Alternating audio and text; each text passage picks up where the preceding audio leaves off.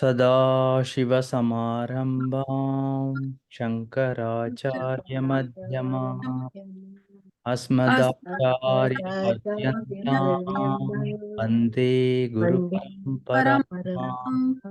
ॐ सहना भवतु सहनौ भुनक्तु सह वीर्यं करवावहै तेजस्विनावधीतमस्तु मा विद्विषावहै।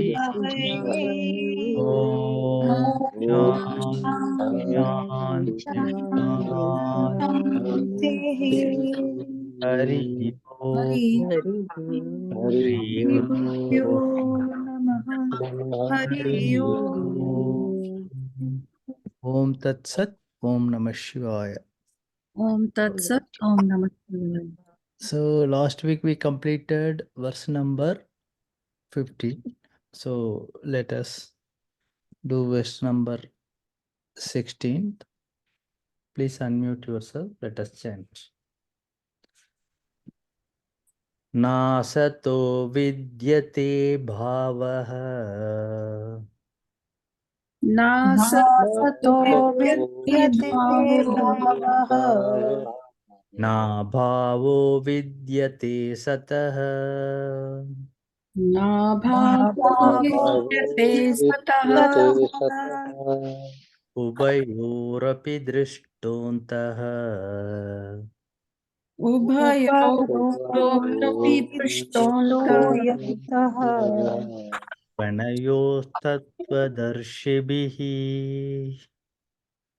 तनयोदस्य Darshibhi ओके नासतो विद्यते भावः नाभावो विद्यते सतः उभयोरपि दृष्टोऽन्तः त्वनयोस्तत्त्वदर्शिभिः. That is how it should be pronounced, chanted.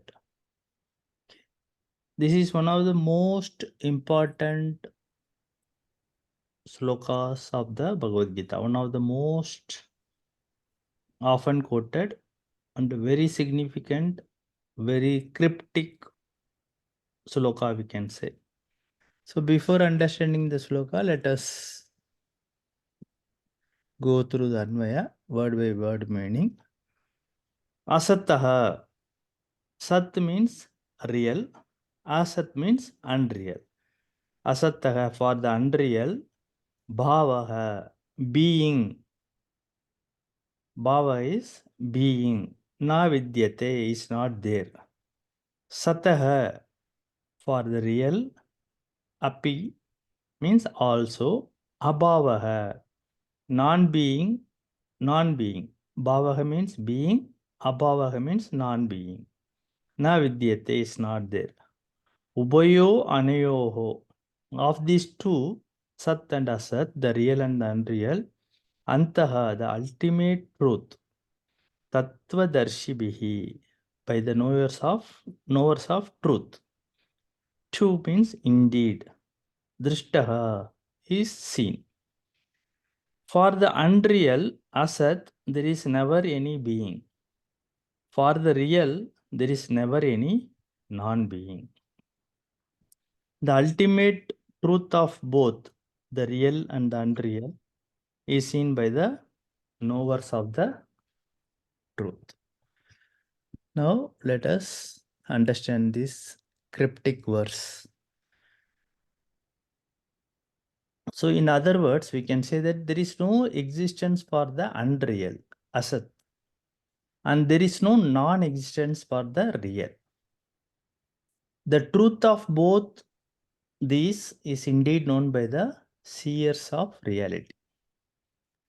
So, as I told you, this is one of the most important verses of Bhagavad Gita, and it is a very, very cryptic verse, Granthi Shloka. So, before understanding this shloka, we should understand what is Sat and what is Asat. So, all of you have done Tattva Bodha. So, what is Sat? Brahman. It's Brahman. Brahman is there, Sat. Brahman is the ultimate truth. But what is the definition of Sat? That which lasts That is irrespective his of eternal circumstances, situations. absolute existence.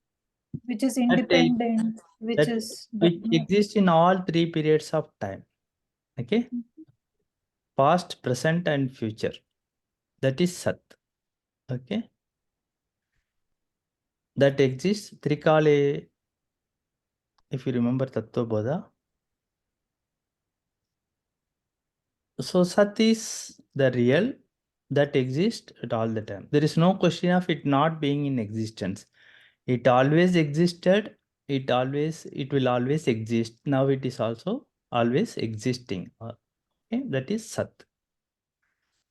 For the Asat, unreal, there is no Bhava, being. Being is not there for Asat. Bhava means being. For Sat, there is no non-being. For Sat, there is no question of non-being. For Asat, there is no question of being.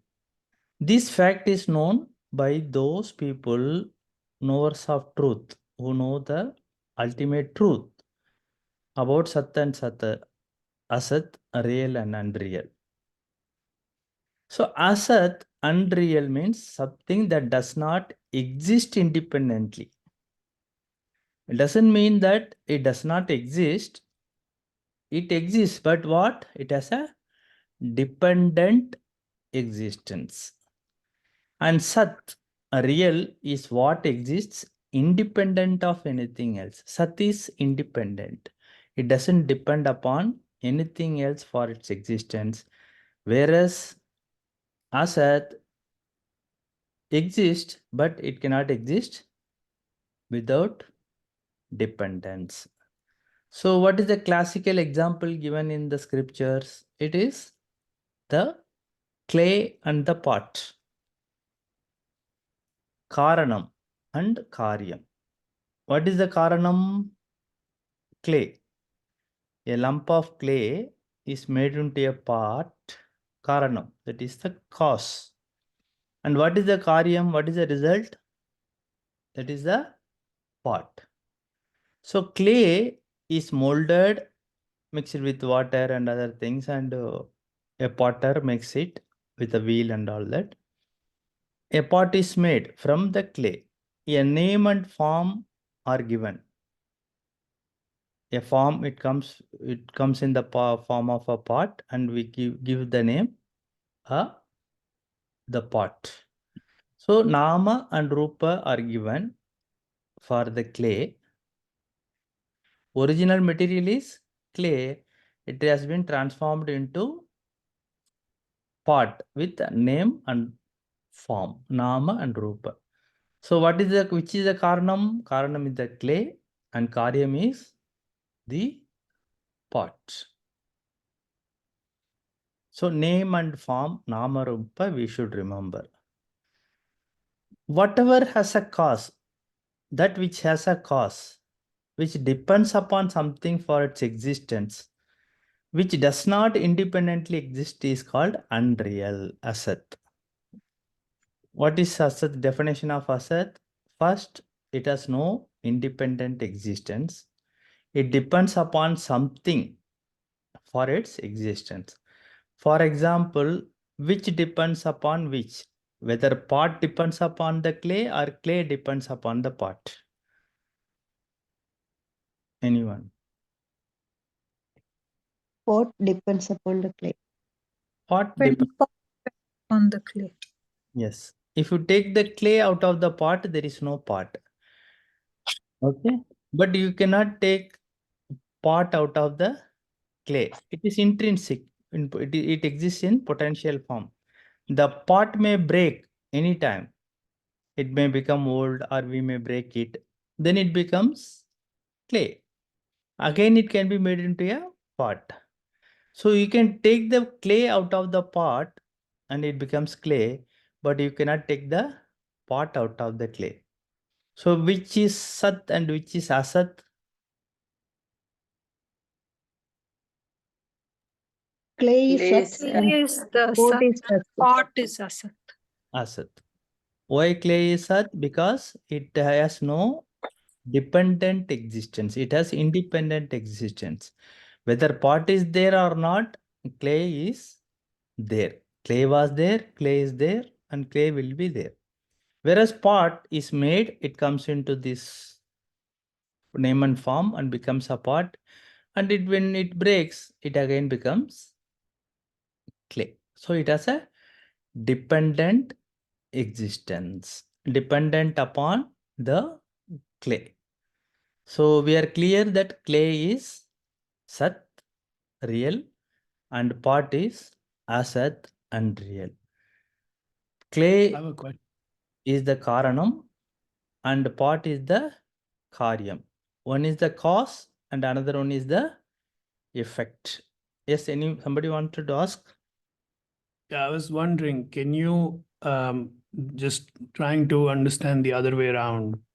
Can you say that without the pot, the clay wouldn't be appreciated? And is that also the sentiment which Gita echoes at times? So, No, like, I understand the there is other no side that question of appreciation here. It is a question of existence. It is a question of existence. Clay has its potential to become pot at any time. It can be made into any form. It can be decorated. So clay will always has its value. Okay. Now what we are discussing is about the existence, being and not being. So clay is existence and pot is non-existence. It exists. It is not that it doesn't exist, but it exists for a short period of time, temporary. It is not permanent. Clay is permanent and pot is impermanent. Okay. So anything that is time bound, which has a time limit, beginning and end, like a pot, will change. Eventually it will change. When a pot is made, it is new. Eventually it will become worn out and old. It will undergo changes. And nobody can stop that. Because its nature is that to keep on changing. So when a pot breaks, do we sit and cry? Cry over it? No, we don't do it. We just throw it away and buy a new pot. Because we understand that pot is subject to change, pot is subject to breaking, pot is subject to time limits. It cannot exist forever. On the other hand, Sat is that which never changes. It has no abhava, non-existence at all. Sat can never be negated at any time. Whereas Asat never enjoys a being of its own. Sat exists without depending upon anything, and Asat cannot exist without support. In this case, the clay and the pot, clay enjoys existence without the support of anything, whereas the pot enjoys existence only with the support of clay. So what our Vedas say that you are Sat, you are real, you are Atma, and everything other than that, everything else is Asat, unreal. Only one reality is there, Paramarthika Satyam, that is Atma. That is the only thing real, Brahman. Everything else is unreal. So this unreal asat cannot be a sorrow to sat. Sat cannot cause sorrow because it is Atman, it is you, it is Brahman, it is the Atma, which is complete in all respects. What is the problem? The problem is the confusion between Sat and Asat, a real and unreal. The confusion is between Atma and Anatma. We are all a mixture of both Atma and Anatma. But what is the problem or what is the confusion? We take Anatma as the real without realizing that it is unreal asset. It has a dependent existence. It has a dependent existence upon the Atma, just like a pot depends upon the clay for its existence. So what is Sat? I told you that exists in all three periods of time. The past, the present, and the future. Sat, the real bhava existence. Unreal is, it has no bhava, it has no being. Asat, unreal means something that does not exist independently. And Sat is what? Exists independent of anything else. It has no dependence upon anything else. So we in Vedanta, we call this mithya. This asat is called mithya. When we call this world as mithya, does that mean this world does not exist? This creation does not exist? It very much exists. It exists like the pot. It exists like a pot because it has a beginning and it has an end.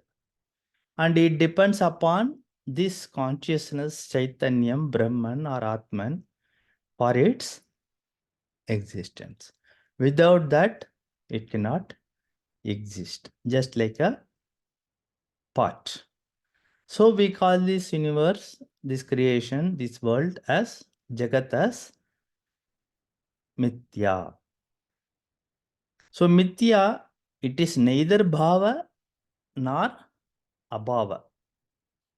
It does not have an existence of its own, nor it is totally non-existent. It is something in between. So there is Sat, there is Asat, and in between there is this Mithya. It is neither Sat nor Asat. It is not Sat because it does not exist. It cannot exist in all periods of time. It was not there in the past. It will not be there in the future. So it cannot be Sat. But it cannot be Asat also, non-existence. It is very much existing, but it has a temporary existence and it has a dependent existence. So there is this word, special word called Mithya. There is Sat, there is Asat, and there is Mithya. Neither Bhava nor Abhava. Mithya has neither Bhava nor Abhava. And Mithya does not have an existence of its own. And Mithya is not totally non-existent. It is something in between. Is it clear so far?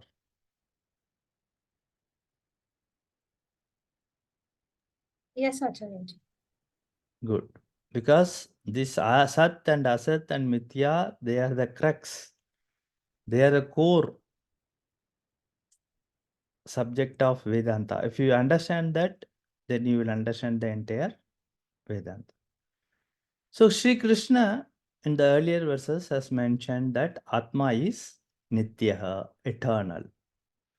So in this verse, Bhagavan says that Atma is Satya. Okay. Atma Satya hai, Anatma is Mithya. And what is Satya and what is Mithya? Atma is Satyam and Anatma is Mithya. When we say Anatma, what do we mean?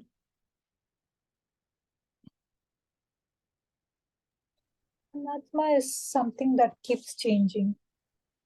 In our case, in Jivatma, it is the body, mind and sense complex. Yeah. That is Anatma. So we are mixture of both. There is Atma also and there is Anatma also. This body, this mind, the senses are all Anatma. They are enlivened by this Atma. They are given existence by Atma. So Atma is real, Anatma is unreal. Atma is Sat and Anatma is Asat. Atma has independent existence and Anatma has no independent existence. It has a borrowed existence. Okay.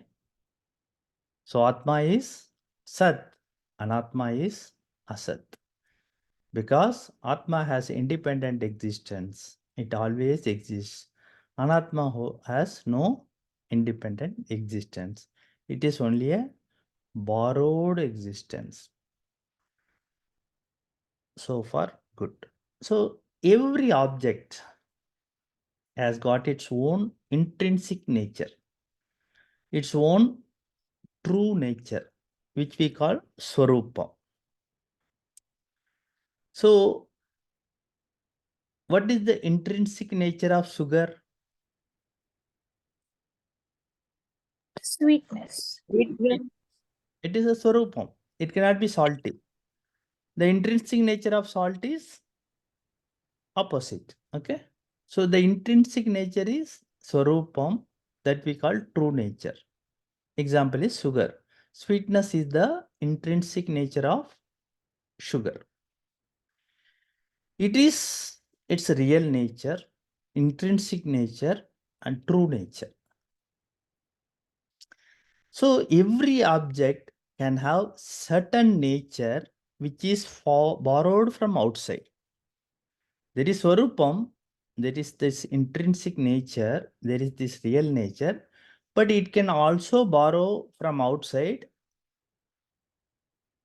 some nature. That nature is called incidental nature. Okay. So every object can have certain nature which is borrowed from outside. And that borrowed nature is called what? Incidental nature. So one is intrinsic nature, Swarupam, another is borrowed nature, that is incidental nature. So the difference between intrinsic and incidental nature is clear? Can you give an example of incidental Yes, nature? I will give you. So intrinsic nature and incidental nature. Okay. In Sanskrit, we call it Swabhavika Dharma, Agantuka Dharma. Swabhavika Dharma is the intrinsic nature, real nature, and Agantuka Dharma is incidental nature or borrowed nature. So Swabhavika Dharma means one's own Dharma, real nature. Agantuka Dharma is one that is borrowed, incidental nature. So whatever is intrinsic nature will be there all the time. The sweetness of sugar will always be there. You do whatever you want. We cannot change that because it is the intrinsic nature. On the contrary, whatever is incidental, that nature will be only temporary. Intrinsic nature is permanent, incidental nature is temporary. So, for example, suppose we want to heat the water. What is the Swarupam of water? Real intrinsic nature of water? It is not heat. It is not, water by nature is not hot. So if you need hot water, then what do? We pour the water in a vessel and keep it on a stove top and heat it. Okay. That is what we do, because by nature water is not hot. So now it is winter, we want to make hot water. So there is vessel over which is water is poured into that, and it is kept on top of the fire. Okay. We heat it up. What happens? Slowly the vessel gets heated up. Vessel becomes hot. And because of the contact with the vessel, water also becomes hot. Now, water is hot because the vessel is hot. The vessel is hot because fire is hot. Fire is not hot because the vessel is hot. Fire is always hot. It is its swarupam, its intrinsic nature. Fire, hot, heat is intrinsic nature of fire. Okay. So the vessel becomes hot because of the intrinsic nature of the fire. Now this vessel becomes hot and the water becomes hot. So it is incidental nature. Water is hot because the vessel is hot. The vessel is hot because fire is hot. And fire is not hot because the vessel is hot. Okay. Fire is hot because it is fire. Its swarupam, its intrinsic nature is what? Heat. So water enjoys heat as incidental property. Why? Because it has borrowed the heat from the vessel. Vessel enjoys the heat as incidental property because it has borrowed from the fire. So fire enjoys heat not as an incidental property but as an intrinsic property. It is its very nature. Therefore, heat in fire is intrinsic, whereas heat in the vessel is incidental. The heat in the water is also incidental. Whatever is incidental is borrowed, and therefore it is subject to loss also. You take out the vessel and keep it outside. After some time, it will cool down. It will come back to its original nature. Water will come to atmospheric temperature because it enjoyed heat borrowed from fire. It is not its intrinsic nature. It is not its real nature. It only incidental nature because it borrowed the heat from the fire. So it is subject to loss. So water is hot as long as it is in contact with the vessel. Vessel is hot as long as it is in contact with the fire. So if you remove the water out, it will not be hot because the heat is incidental.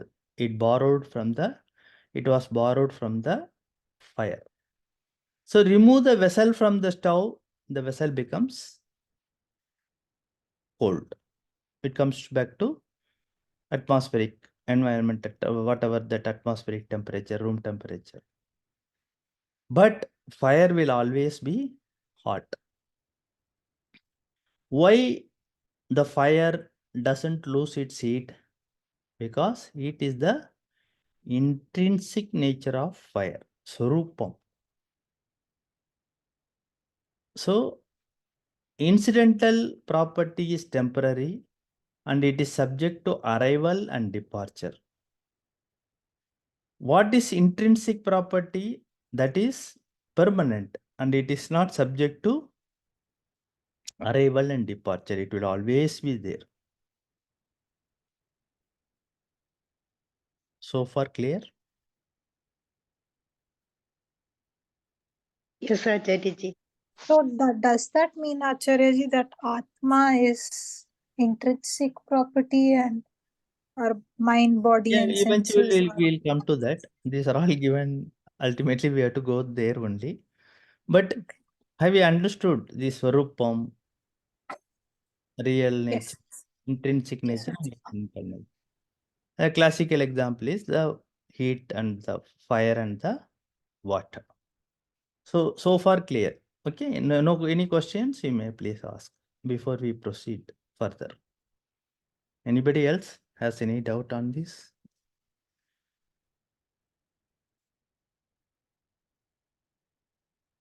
Okay, no doubt. So now let us consider other temporary things in the world. The perishable, which is subject to death or which is subject to end. Any perishable thing, impermanent thing is subject to decay in the world. Any perishable, whether it is vegetable, whether it is any object, including our body, etc., it is subject to decay. Okay. And it is an impermanent thing. It enjoys existence for some time. Okay. When we say impermanent thing, that exists for the thing that exists for a limited period of time. It is not forever. Okay. This body, our deham, our body is called impermanent because the body exists between birth and death. Before the birth, the body did not exist. And after the death, the body will not exist. So every impermanent thing enjoys existence temporarily only for some time because there is a beginning and there is an end. All these impermanent things enjoy existence. It is not that they are not there. They don't exist. They exist. They enjoy existence. Is it incidental property or intrinsic property?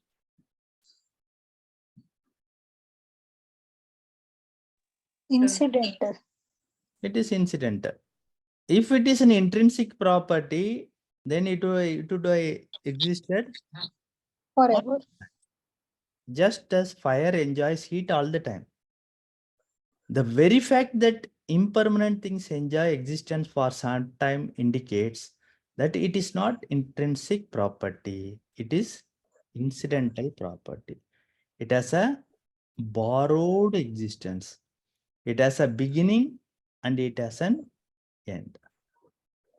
So what do we learn from this? What do we conclude from all these things?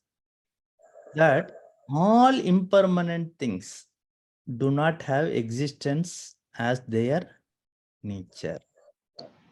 All impermanent things do not have existence as their nature. They have got borrowed existence temporarily only for some time. This body has a temporary existence, borrowed existence. It exists for some time. Maybe for a period of 50 years, 60 years, 70 years, 80 years, or 100 years, depending upon the prarabdha karma. Similarly, the world, the Jagat, this creation, is also got a borrowed existence. It is a temporary existence because it had a beginning and it will have an end. It may be billions of years.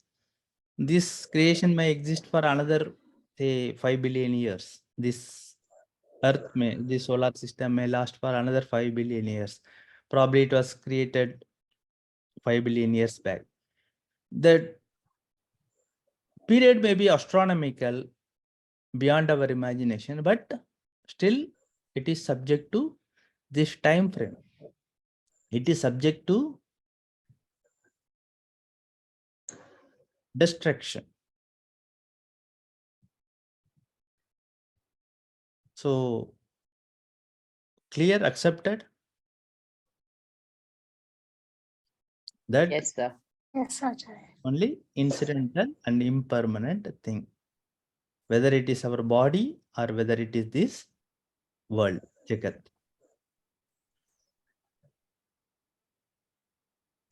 So any impermanent thing, we said, does not enjoy existence as its real nature. So it enjoys borrowed existence, and that is called mithya. That is called mithya. As we explained, mithya is neither sat nor asat. It is in between. It is in between. There is some background noise. I'll have to mute. Okay. So mithya is in between. So mithya, what is the definition of mithya? Definition of mithya is anything that does not enjoy existence as its real nature, but it enjoys existence only by borrowing. Whatever is permanent enjoys existence as its intrinsic nature. That means it does not borrow existence, and that is defined as satyam, sat or satyam. So satyam is a thing with intrinsic existence and mithya is a thing with borrowed existence. Okay. Again, let us understand this with the example of classical clay. How And would you define Sat then, sir? Sat. Sat is that exists in all the time, all three periods. Asat, Asat. Hmm?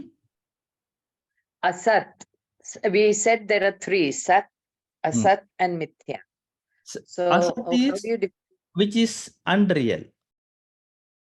The horns of a rabbit.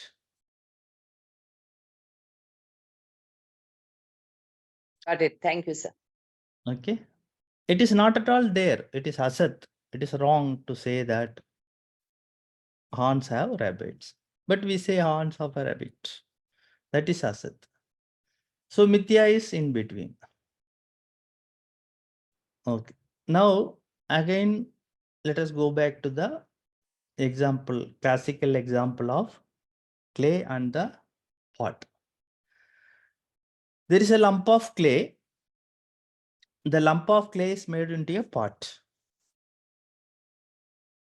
The clay was present before the pot was made also. Now the clay has become a pot. And suppose, say, let we break the pot. Then what happens? The pot loses its existence. So once we break it, the nama rupa, name and form go away and it becomes clay. From pot, it has become a clay. So the pot enjoyed a temporary existence. So it is intrinsic or borrowed. Naturally, pot enjoyed a temporary existence. It was a borrowed existence. Borrowed from where? Borrowed from the clay. The clay lends existence to the pot because Without clay, there is no pot. But clay enjoys existence irrespective of the fact that pot is there or not. Clay was existence before the pot was made. Clay is there when the pot is there, when it is utilized. And clay will continue to exist even when the pot is destroyed, broken. Because clay does not have borrowed existence. It does not borrow existence from the pot. Whereas pot borrows existence from the clay. Therefore, clay is permanent and clay enjoys intrinsic existence. Pot is impermanent because pot has borrowed existence. Therefore, clay is Satyam and pot is Mithya. This is all about Vedanta. This is what we call Vedanta. Vedantam is only this. The whole creation, including our own body, our Jivatma, is Atma, a mixture of Atma plus Anatma. And what is Satyam?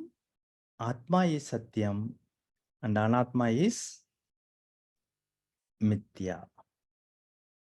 So this is the central truth, the core truth of Vedanta. If we understand this, Satyam and Mithya, if we understand this Atma and Anatma, we have understood Vedanta. So all the scriptures, including this Prasthanatrayam, Upanishads, Bhagavad Gita, Brahma Sutra, everything is trying to tell this fact only, that Atma is Satyam and Anatma is Mithya. This is central teaching, central truth. This is ultimate truth. But in order to understand, realize this, we spend several lives sometimes. So once we understand this, we understood the Vedanta. So what is permanent is Satyam and what is impermanent is Mithya. And Atma is Satyam and Anatma is Mithya. So I will pause for a couple of minutes. If you have any doubt or if you want to share anything, your thoughts also, you can do it so, because these are very, very important concepts. That is why they are repeated again and again and again to hammer it into our minds to know this difference between Atma and Anatma, between Satyam and Mithya.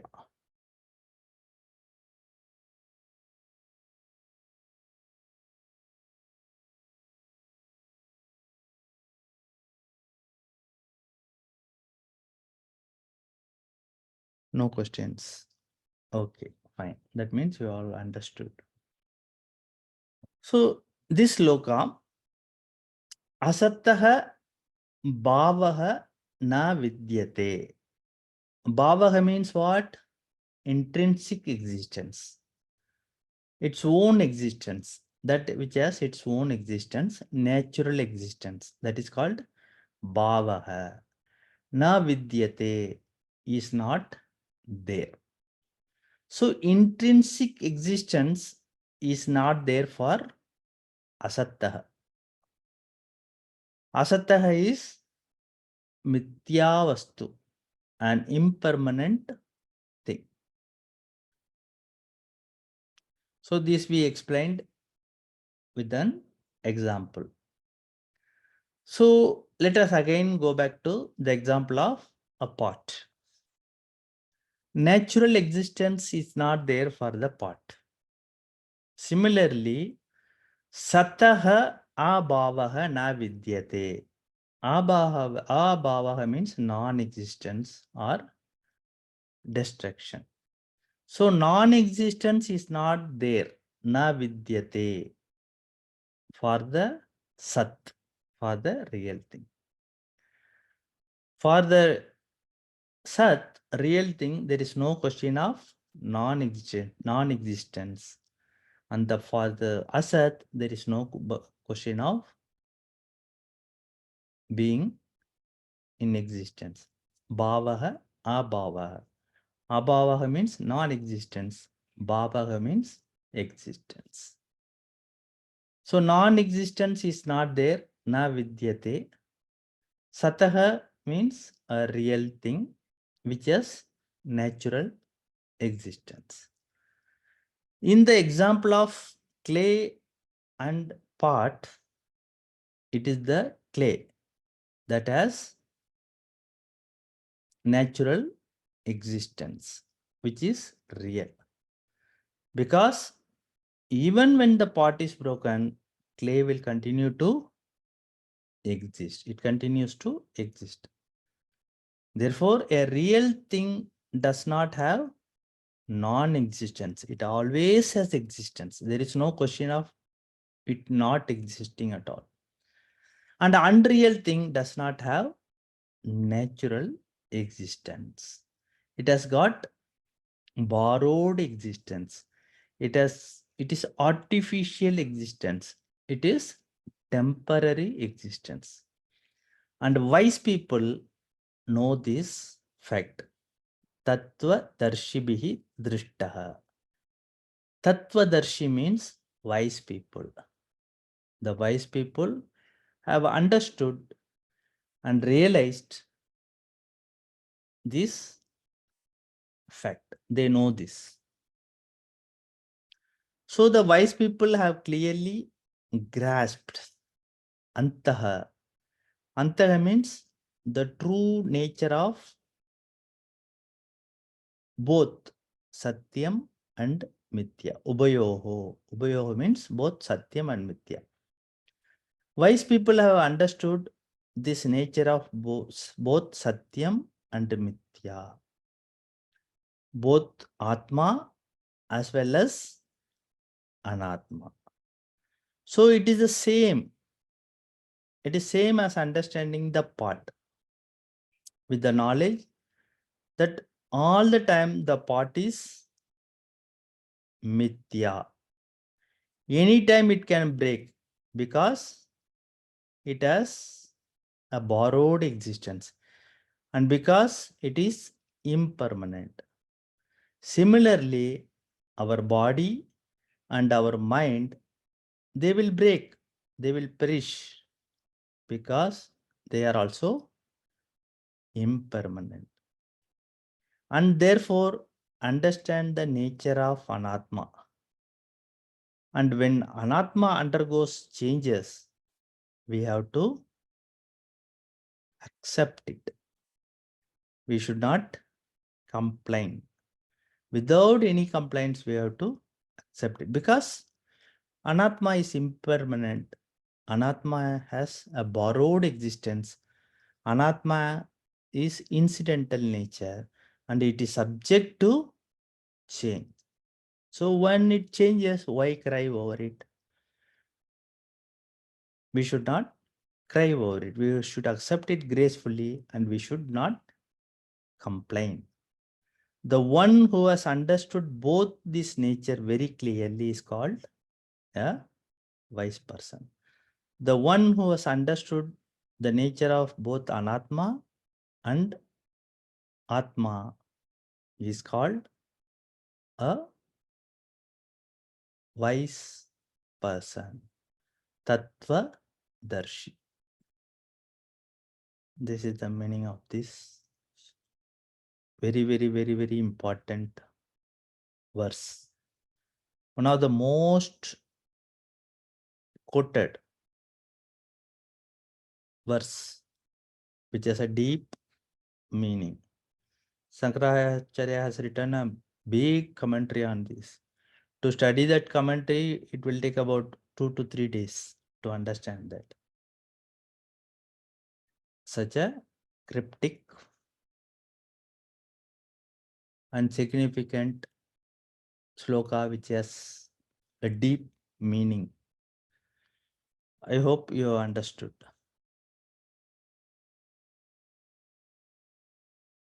Yes, Acharya.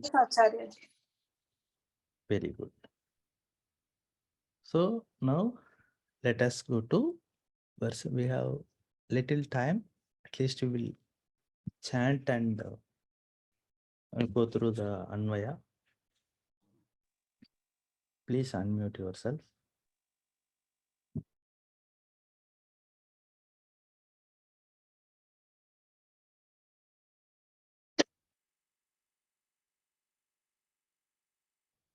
Avinashi tu tadvidhi Avinashi Vidvi. yena sarvam idam tatam Yena sarvamidam vinasham avyayasyasya Vinashamavyasyasya na kaschit kartum arhati.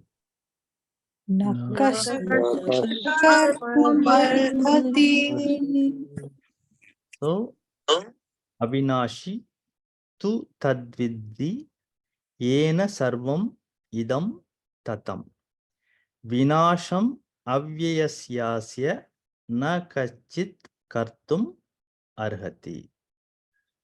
So here Bhagavan Shri Krishna explains about the indestructibility of the non-dual.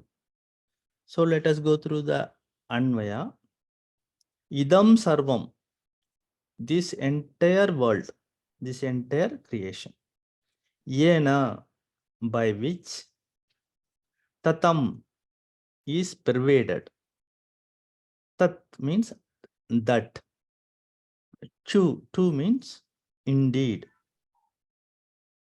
Avinashi, destructible. Vinashi means destructible. Avinashi means opposite, indestructible. Vidhi, know about it. Asya avyasya, of that which does not change. Vinasham is opposite to avinasham. Vinasham is destruction. Na kaschit, no one. Kartum, to bring about. Arhati means is able. So Krishna Bhagavan says, know that by which this entire world is pervaded, to be indeed indestructible. No one can bring about the destruction of that which does not change. In other words, know that Atma to be imperishable, one by which all this is pervaded. No one can bring about the destruction of this changeless one. In this sloka, the fact that Atma is Nitya is repeated again. Atma is Nitya, eternal. Krishna Bhagavan says it is, apart from Nitya, it is indestructible. One cannot destroy it. Tat Avinashi, okay, which cannot be destroyed. Vinashi means that which can be destroyed, destructible. Avinashi means the opposite, indestructible. So there is a part. What is the essence of the part?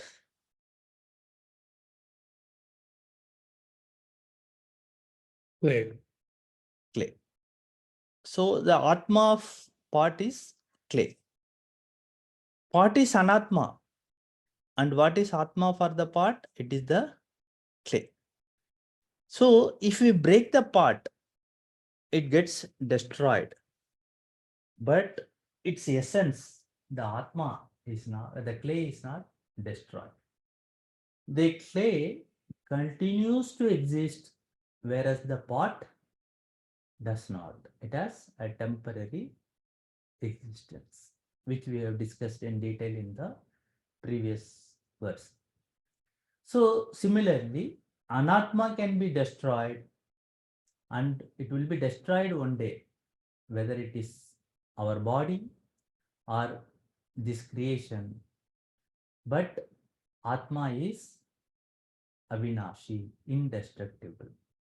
And therefore, Vidhi means knowing this fact.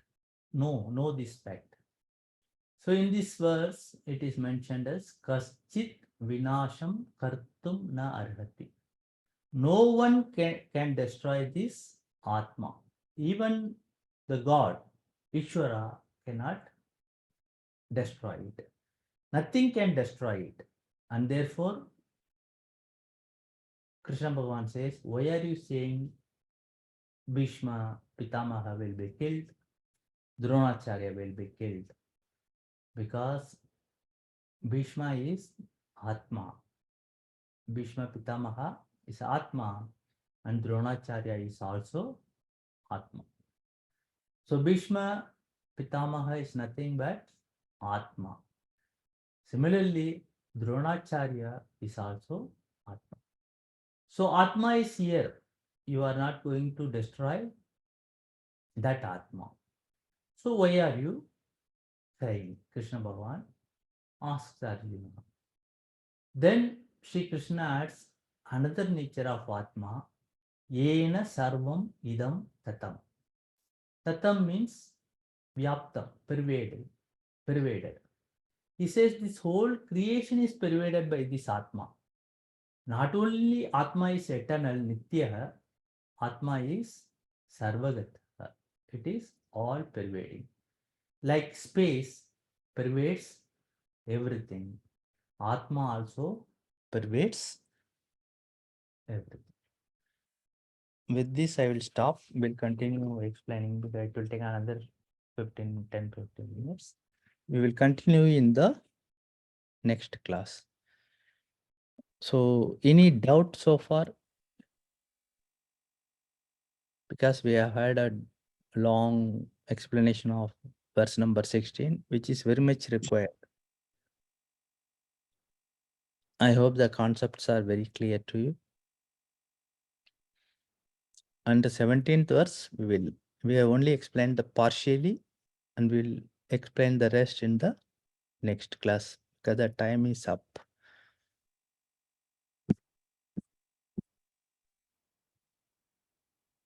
Acharya, I have a question about verse 15.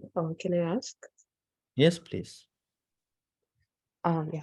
So in the last class, in the 15th verse, we were talking about there will be hot and cold weathers, there'll be happiness, unhappiness, which will come and go, and we should endure it, right? Yes. But like, should we always, I mean, for these things, definitely we should endure it. But what about people, who are hurting? Like, should we always endure such people, or in some cases, it is better to move away from them? It depends. There is no general answer for this. I think last time we had a little discussion about this. So there is no point in getting hurt by someone repeatedly, If the person is not, you may be tolerant. If the person is not tolerant, it is better to move away from that person, to move away from that situation, because it is going to disturb the mind, even though, even for a jnani, it may be irritating. So best is if it is repeatedly happening, then it is better to move away from the situation. And if it is not possible, then one has to learn to be tolerant. So there is no general answer for this. It all has to be, they have to be in context wise, under what circumstances, and they are to be decided based on that. But Okay. Yeah. what I said is generally, normally what happens is when there is no hostility, when there is no opposition, the opposite party also loses the steam, you know. When there is no animosity, we don't beat a dead snake, isn't it? We don't keep on beating. So if there is no resistance, eventually the opposite party also will lose its interest, his or her interest. That when animosity is not there, the scope for anger becomes lesser and lesser. So even for animals, animals, jnanis, if you see jnanis like Ramana Maharishi and other, you would have seen some pictures, deers and other animals coming and, playing with him or eating out of his hand and all that. Even an animal can sense this animosity. If there is no animosity, if there is no animosity in a person, even animals can sense that. So eventually, it should bring a change in the person who is hurting you. But if it doesn't, then the best thing is to move away from that situation. But there are some situations where you can't move away, and also Like say our that person children, gets pleasure out of hurting someone, then what do you do? then we have to learn to be tolerant. There is no other way. Endure. There is no point in suffering every day. Hmm. So if the opposite party is an animal, so you are not going to become an animal also. So you be human and learn to tolerate that. So eventually you should develop an immunity, a wall that it will not hurt you anymore. That kind of mentality is to be developed. And because it is not easy to walk away from all the situations. We are bound by certain duties.